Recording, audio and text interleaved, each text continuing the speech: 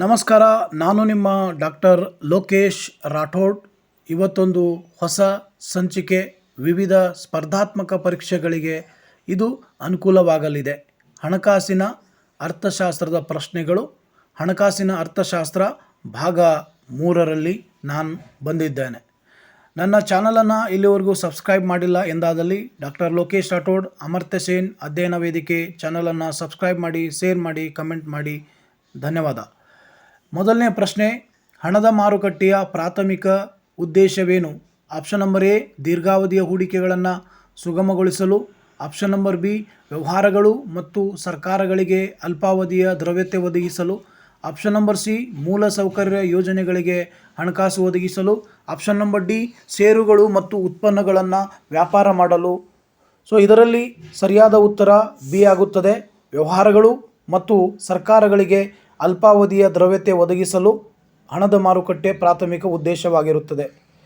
ಎರಡನೇ ಪ್ರಶ್ನೆ, ಈ ಕೆಳಗಿನವುಗಳಲ್ಲಿ ಯಾವುದು ಹಣದ ಮಾರುಕಟ್ಟೆಯ ಸಾಧನಗಳ ಲಕ್ಷಣವಾಗಿದೆ? ಆಪ್ಷನ್ ನಂಬರ್ ಎ, ದೀರ್ಘಾವಧಿಯ ಪರಿಪಕ್ವತೆ. ಆಪ್ಷನ್ ನಂಬರ್ ಬಿ, ಹೆಚ್ಚಿನ ಸಾಲದ ಅಪಾಯ. ಆಪ್ಷನ್ ನಂಬರ್ ಡಿ, ಕಡಿಮೆ ದ್ರವ್ಯತೆ.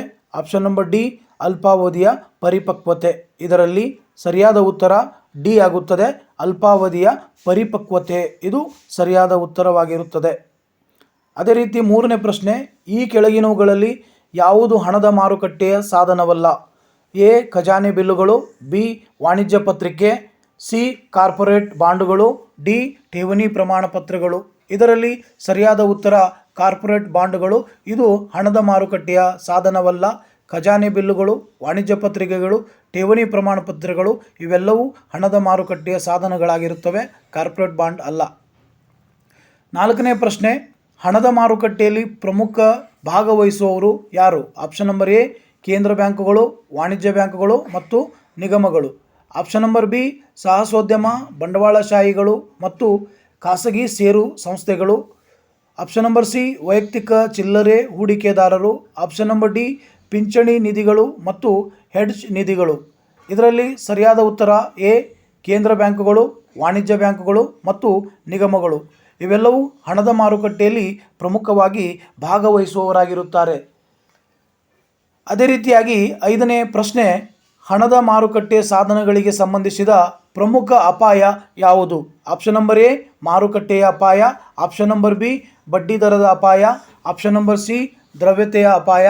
ಆಪ್ಷನ್ ನಂಬರ್ ಡಿ, ಕ್ರೆಡಿಟ್ ಅಪಾಯ. ಇದರಲ್ಲಿ ಸರಿಯಾದ ಉತ್ತರ ಬಿ ಆಗುತ್ತದೆ. ಬಿ ಅಂದರೆ ಬಡ್ಡಿ ದರದ ಅಪಾಯ. ಇದು ಹಣದ ಮಾರುಕಟ್ಟೆ ಸಾಧನಗಳಿಗೆ ಸಂಬಂಧಿಸಿದ ಪ್ರಮುಖ ಅಪಾಯವಾಗಿದೆ.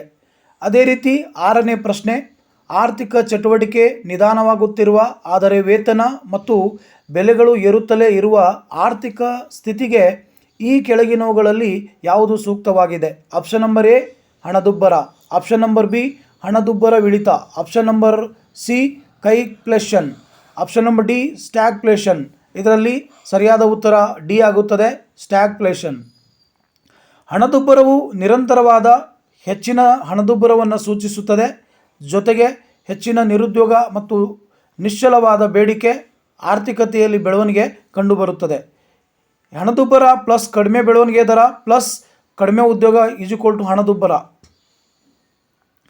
ಇಲ್ಲಿ ನಾವು ಈ ಒಂದು ಕ್ಲಾಸ್ನಲ್ಲಿ ಹಣಕಾಸಿನ ಅರ್ಥಶಾಸ್ತ್ರ ಭಾಗ 3ರಲ್ಲಿ ವಿಶೇಷವಾಗಿ ಹಣಕಾಸಿನ ಅರ್ಥಶಾಸ್ತ್ರಕ್ಕೆ ಸಂಬಂಧಪಟ್ಟಂಥ ಪ್ರಮುಖ ಪ್ರಶ್ನೆಗಳನ್ನು ಚರ್ಚೆ ಮಾಡಿದ್ದೇವೆ. ನನ್ನ ಚಾನಲ್ ನಿಮಗೆ ಇಷ್ಟವಾಗಿದ್ದರೆ ಸಬ್ಸ್ಕ್ರೈಬ್ ಮಾಡಿ, ಶೇರ್ ಮಾಡಿ. ಧನ್ಯವಾದ.